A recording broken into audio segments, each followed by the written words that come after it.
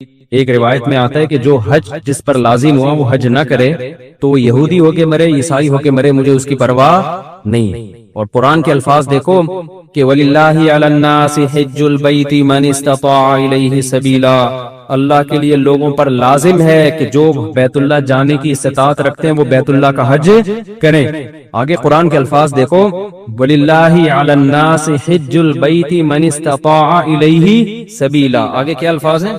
وَمَنْ كَفَرَ فَإِنَّ اللَّهَ غَنِيٌّ عَنِ الْعَالَمِينَ، جو انکار کرے گا تو اللہ تمام جہان والوں سے غنی ہے۔ کیا مطلب؟ بہت بڑی دھمکی ہے کہ جو نہیں آئے گا نا استطاعت کے باوجود، اللہ کو اس کی کوئی ضرورت نہیں ہے۔ یہ جب دھمکی کے الفاظ واضح نہیں ہوتے نا، مبہم ہوتے ہیں، تو بلاغت کا قاعدہ ہے کہ یہ دھمکی چھوٹی نہیں ہوتی بلکہ بہت بڑی ہوتی ہے۔ تو اللہ کہہ رہے ہیں مجھے پھر تمہاری ضرورت، مجھے تمہاری کوئی ضرورت نہیں ہے۔ تو اسلام کا ایک رکن ہے۔ آج کیا ہوتا ہے، میں حج پہ جب گیا تھا، افسوس کے ساتھ کہنا پڑتا ہے کہ سارے بڈھیاں آ رہی ہوتی ہیں حج کے لیے۔ ٹھیک ہے، اللہ ان کو اس عمر میں توفیق دے رہا ہے، اچھی بات ہے، نہ آنے سے بہتر تھا کہ چلو اب آ گئے۔ میرے بھائی یہ جوانی کا کام ہے، سمجھتے ہو؟ جب جیسے ہی پیسہ آئے سب سے پہلا کام کیا کرو؟ حج کرو۔ اس کو ڈیلے کرتے ہیں، سارے کاموں سے فارغ ہو کر، بچیوں کی شادیاں، اپنی بھی 4 ٹوٹل مکمل، سوری غلطی سے نکل گیا، اپنی بھی شادی ہو گئی، کچھ چیزیں میرے منہ سے غلطی سے نکل جاتی، اپنی بھی ایک شادی ہو گئی، اور پھر کیا ہے کہ وہ سارے بزنس سے فارغ ہو بلا کے جب اب کرنے دھرنے کا کچھ بھی نہیں، اب بیٹھا ہوا ہے، کیا کریں یار، بوریت بہت ہو رہی۔ اور دخل بھی ساری قسطیں ختم ہو گئیں، دیکھ لیا کوئی نئی سیریز بھی نہیں آ رہی، وہ ڈرامہ چل رہا تھا وہ بھی ختم، نئی فلم بھی دیکھ لی، ٹھیک ہے نا، سب کچھ ہوا کہ کیا کریں یار، آپ کو بیگم کو مشورہ دو، چلے حج پہ نہ چلیں؟ چلو ٹھیک ہے، کہاں چلتے ہیں؟ ٹھیک ہے بھائی، ہم جو بڑھاپے میں بھی جا رہے ہیں، ہم خدا نخواستہ ان کو برا نہیں کہہ رہے، نیکی تو جس عمر میں کی جائے، جب اللہ قبول کر رہے تو ہم کون ہوتے ہیں؟ لیکن یار تم باقی تو سارے کام تم نے جوانی کے لیے رکھے ہوئے ہیں، حج تم مؤخر کر رہے ہو جب ارطغرل ڈرامے کی ساری قسطیں ختم ہو جائیں گی۔ بری بات ہے نا یہ، جب آپ اللہ کے حکم کو ویلیو نہیں دو گے تو اللہ آپ کو ویلیو دے گا۔ دیکھو حج آپ کی زندگی پلٹ دیتا ہے، تو زندگی پلٹنے کی ضرورت جوانی میں ہے، جوانی میں چینج ہو گئے، آگے خیر کا بہت زیادہ موقع ملے گا، بہت موقع ملے گا۔ در جوانی توبہ کردن شیوائے پیغمبری، جوانی میں توبہ کرنا کس کا کام ہے؟ پیغمبروں کا کام ہے۔ تو حج میں انسان بعض دفعہ زندگی چینج ہو جاتی ہے اس کی، جب وہ اللہ کے شاعر دیکھتا ہے نا، وہاں پہ کیسا لاکھوں کا مجمع منا سے عرفات سے نکل کے مزدلفہ، چیونٹیوں کی طرح لوگ ہوتے ہیں، کیسی ایک اللہ کی نشانیاں نظر آتی ہیں وہاں پہ، کیسا دیوانوں کی طرح بیت اللہ کا طواف۔ بقرعید کے 3 دنوں میں جو طواف زیارت ہوتا ہے نا، اتنا رش پوری دنیا میں کہیں نہیں ہوتا، لاکھوں روپے لوگ خرچ کرنے کے گئے ہوئے اور اللہ کے گھر کے گرد گھوم رہے ہوتے ہیں۔ ذرا کبھی چھت سے کھڑے ہو کر حرم کی چھت سے دیکھا کریں، ایک انسانوں کا سمندر ہے اور وہ سارے بیت اللہ کے گرد دیوانہ وار گھوم رہے ہیں۔ یہ اسلام کی عظمت دیکھنے کا موقع ملتا ہے، اس سے انسان کے اندر دل تبدیل ہوتا ہے۔ حج میں بڑی قربانیاں دی جاتی ہیں، اور حج تو ہے ہی ساری دیوانگی۔ حج کے اکثر احکام ایسے جن کی بظاہر کوئی لاجک نہیں ہے، اللہ نے کہا میرے دیوانے بن کے آؤ، جیسے جیسے کہہ رہا ہوں کرتے چلے جاؤ۔ کیسے عجیب عجیب کام کروائے جاتے ہیں، سب سے پہلے ہم سے ہمارا لباس اتروا لیا، 3 پیس سوٹ اور ٹائی میں جو گھوما کرتے تھے، بالوں کی کٹنگ، اور ان کو 2 چادریں پہنائی جا رہی ہیں، اب انسان کے بچے بن کے آنا ہمارے گھر میں۔ اگر دیوانے ہو تو دیوانوں والا اسٹائل چاہیے، ابھی وہ جو آفس جس اسٹائل میں جاتے ہو نا، وہ والا اسٹائل بولو نہیں چلے۔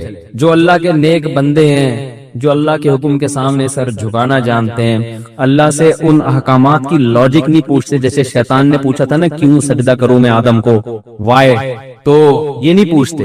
ابراہیم علیہ السلام کو اللہ نے حکم دیا بیٹے کو ذبح کرو، یہ حکم بظاہر زیادہ اللاجیکل تھا کہ معصوم بیٹے کی گردن کاٹنے کا حکم دیا جا رہا ہے۔ شیطان کو جو حکم دیا سجدہ کرو، یہ اتنا اللاجیکل نہیں تھا، لیکن شیطان نے کہا اس کی لاجک کیا ہے، میری سمجھ میں نہیں آ رہا، میں آگ سے بنا ہوں، یہ مٹی سے میں کیوں سجدہ کروں؟ آدم علیہ السلام کو اس سے زیادہ عجیب حکم دیا گیا اپنے معصوم بیٹے کو اپنے ہاتھ سے کاٹ دیں، ذبح کر دیں، سوری ابراہیم علیہ السلام کو، لیکن ابراہیم علیہ السلام نے اس کی لاجک بولو نہیں پوچھ، کہا بیٹا مجھے اللہ نے حکم دیا تجھے کاٹ دوں۔ بیٹے نے کہا جب اللہ کا حکم ہے تو بھائی ہم کیا کہہ سکتے ہیں، بھائی کاٹ دیں، آپ میرا گلا کاٹ دیں، ذبح کر دیں۔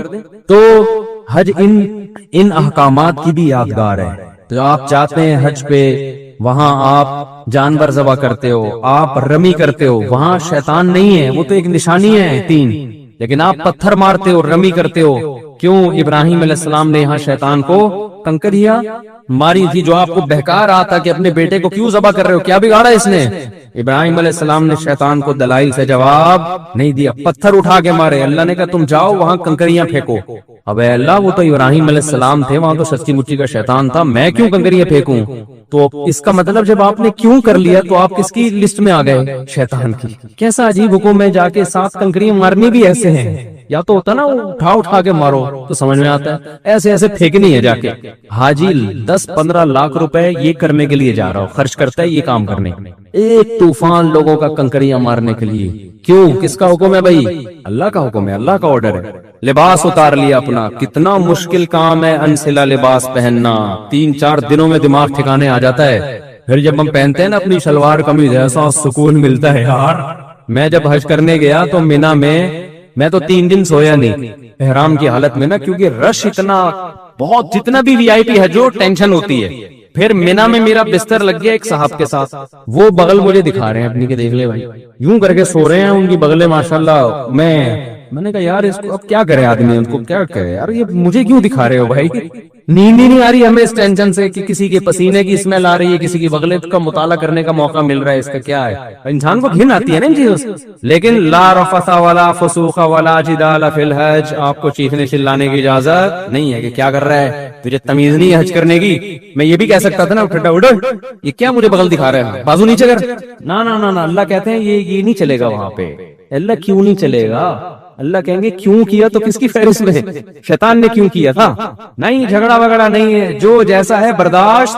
ٹریول ایجنسی آپ کے ساتھ ظلم زیادتی کر رہی ہے، چپ آ کے پھر کلاس لو ان کی یہاں پہ۔ ٹریول ایجنسیاں بڑی ہوشیار ہوتی ہیں، ان کو پتہ ہے آنے کے بعد کون پوچھتا ہے، ٹھیک ہے نا؟ تو جو ہوگا کیوں کی اجازت نہیں ہے، کیوں والا کام شیطان کا ہے۔ فلا رفث ولا فسوق ولا جدال فی الحج، کوئی گناہ نہیں کرنا، بد نظری نہیں۔ موقع بد نظری کے بہت ملیں گے، نہ یہاں آپ کو نظر اٹھانے کی اجازت نہیں ہے، وہاں بھی نہیں ہے، لیکن یہاں زیادہ گناہ ہے۔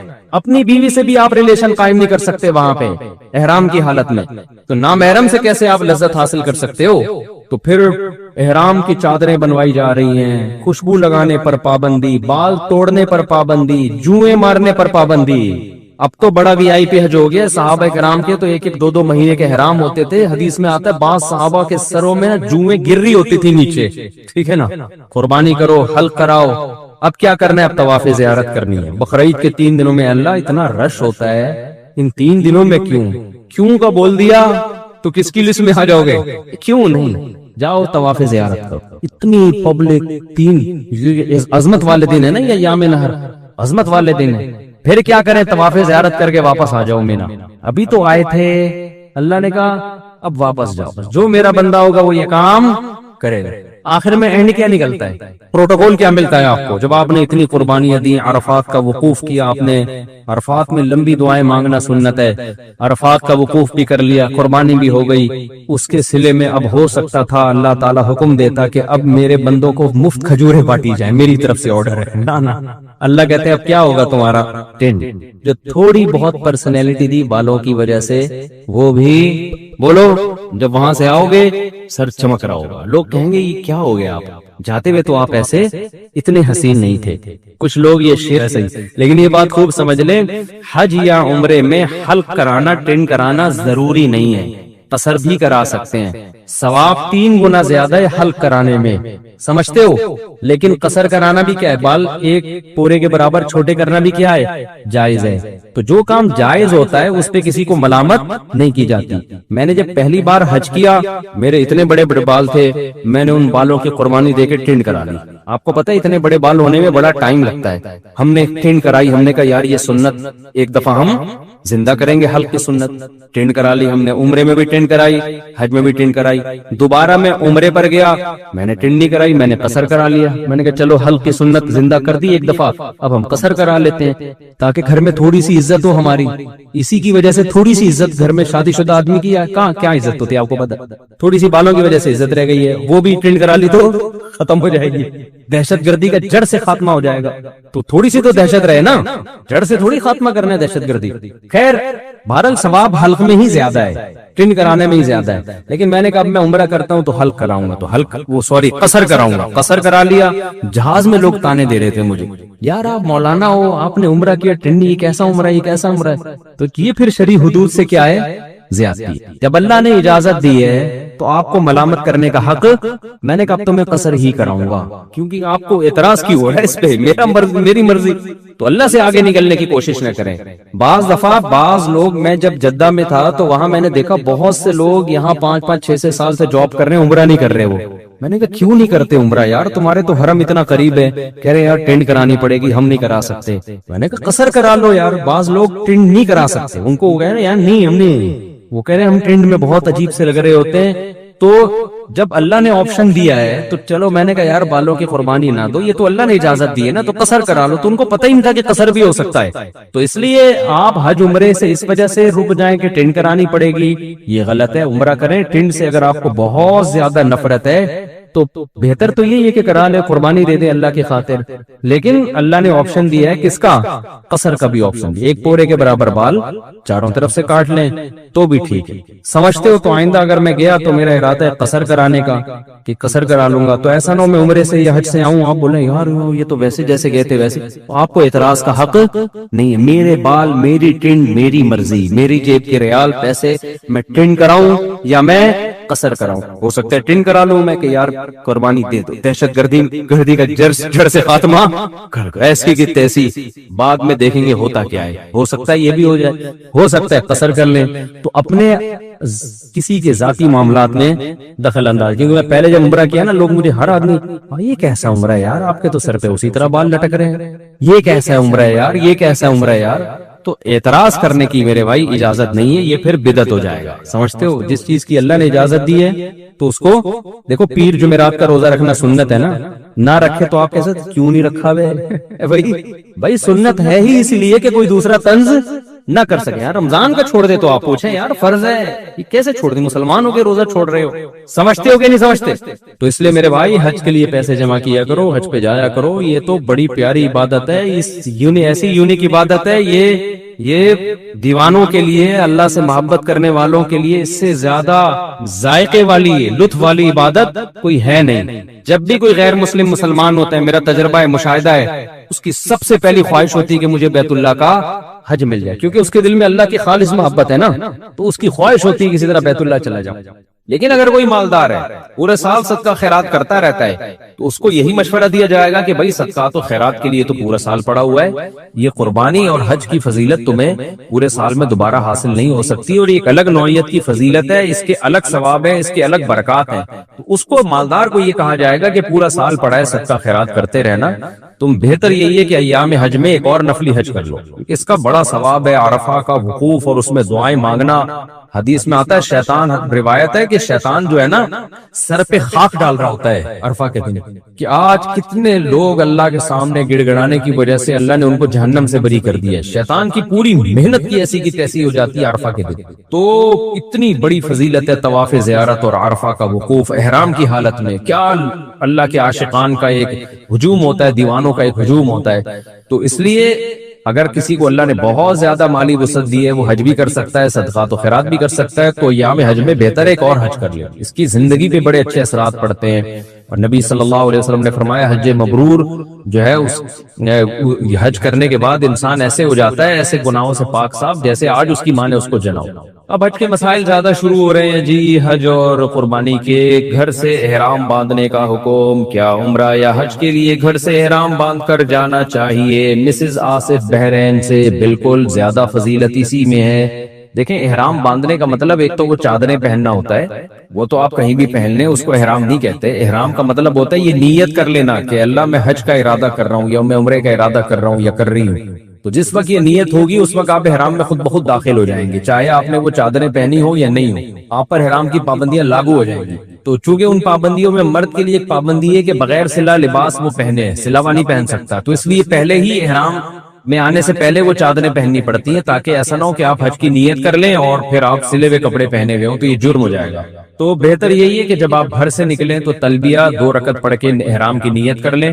تو چونکہ احرام کی حالت میں جتنا زیادہ ٹائم گزاریں گے اتنا زیادہ آپ کو ثواب ملے گا. حدیث میں آتا ہے اللہ تعالیٰ کو حدیث کا مفہوم ہے کہ احرام کی حالت میں بندہ جتنا محبوب ہے اتنا کسی اور حالت میں نہیں. حدیث کا مفہوم پیش کر رہا ہوں، یعنی سب سے زیادہ اللہ کی محبوب حالت یہ کہ آپ احرام کی حالت میں، تو جتنی زیادہ ٹائم آپ کا احرام میں گزرے گا چاہے مرد ہو یا عورت ہو زیادہ ثواب ملے گا. لیکن یہ ثواب کی بات ہے، مشورہ عام طور پہ یہی دیا جاتا ہے کہ بھائی آپ احرام کی نیت اس وقت کریں جب میقات سے گزرنے لگیں. وجہ اس کی یہ کہ شروع میں جب لوگ احرام کی نیت کر لیتے ہیں تو حج یا عمرے کی نیت سے احرام میں آ جاتے ہیں تو پابندیاں نہیں ہوتی، وہ اکثر گڑبڑ کر دیتے ہیں. خوشبو لگا لی، صابن سے نہا لیا، خوشبو والے صابن سے یا خوشبو والے شیمپو سے نہا لیا، یا بال توڑ دیے، داڑھی کے بال کھینچنے کی بعض لوگوں کو عادت ہوتی ہے، تو احرام کی پابندیاں پر عمل نہیں ہو پاتا. تو اس لیے مشورہ یہ دیا جاتا ہے کہ بھئی ثواب تو کم ہے بعد میں احرام پہننے میں، لیکن یہ کہ آسانی ہے اس میں. لیکن بہرحال اگر کوئی ہمت کرتا ہے تو جتنا پہلے احرام میں آئے گا وہ اتنا زیادہ اس کو ثواب ملے گا.